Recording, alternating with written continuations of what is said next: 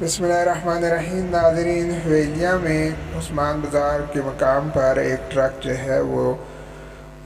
ان loading کے لیے market میں جا رہا تھا، تو جب اس نے موڑ وہاں سے کاٹا تو نالے میں ہی وہاں گر گیا، اور اسے بڑی مشکل کے بعد پھر وہاں سے نالے سے نکالا گیا، اور اس کے بعد پھر ان لوڈنگ کی گئی، اور اس آپریشن میں کم و بیش کئی گھنٹے جو ہے وہ لگ گئے۔ ابھی اس کی امدادی کارروائیاں جاری ہیں، اور تھوڑی دیر بعد آپ منظر دیکھیں گے کہ جب اس ٹرک کو جو ہے وہ نکال دیا جائے گا۔